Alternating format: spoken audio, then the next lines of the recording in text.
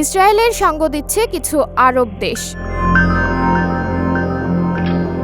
শনিবার রাতে ইরান যখন ইসরায়েলের ওপর হামলা চালায় তখন যুক্তরাষ্ট্র বা যুক্তরাজ্যের পাশাপাশি কয়েকটি আরব দেশও ইসরায়েলের সাহায্যে এগিয়ে আসে। জর্ডান ও সৌদি আরবের মতো দেশগুলো যে ইরানের মিসাইল ও ড্রোন আক্রমণকে নস্যাৎ করে দেওয়ার জন্য সক্রিয় ছিল সেটা স্বাভাবিকভাবেই অভিহিত করেছেন অনেক বিশ্লেষক। 14 এপ্রিল রবিবার এক প্রতিবেদনে জার্মানির সংবাদ মাধ্যমগুলোতে এই খবর জানিয়েছে। ইরানের সঙ্গে সৌদি আরবের বিরোধটা অনেক পুরনো।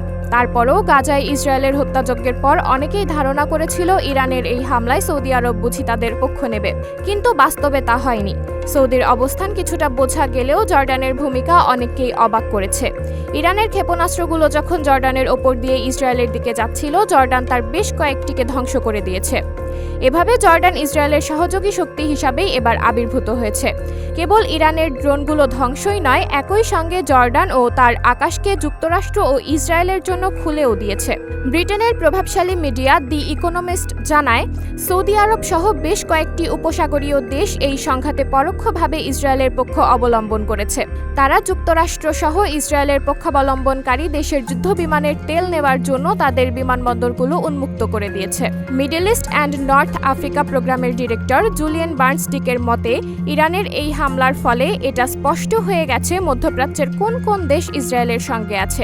দেখা গেছে কয়েকদিন আগেও যে দেশগুলো গাজার ঘটনায় ইসরায়েলের ঘোরতর বিরোধিতা করেছে তাদের অনেকেই ইসরায়েলের পক্ষ নিচ্ছে। গাজার ঘটনায় এতদিন জর্ডানকে খুবই সোচ্চার দেখা গেছে। এর দৃশ্যমান কারণও ছিল। জর্ডানে প্রচুর ফিলিস্তিনি রয়েছে। দেখা গেছে প্রতি 5 জনের একজন ফিলিস্তিনি বংশোদ্ভূত। এমনকি জর্ডানের বর্তমান রানীও ফিলিস্তিনের।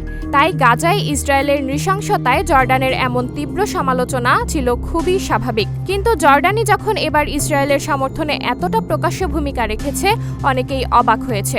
বিশ্লেষকরা বলছেন, জর্ডানের এবারের ভূমিকা অনেকটা তাদের নিজেদের স্বার্থেই। ইসরায়েলের সঙ্গে তাদের সীমান্ত রয়েছে। তাছাড়া তারা আগে থেকেই যুক্তরাষ্ট্রের ঘনিষ্ঠ মিত্র। কাজেই নিজের রাজনৈতিক স্থিতিশীলতা ও আত্মরক্ষার স্বার্থেই দ্রুততার সঙ্গে ইসরায়েলের পক্ষ নেওয়ার কথা ঘোষণা করা ছাড়া তাদের সহজ কোনো পথ ছিল না।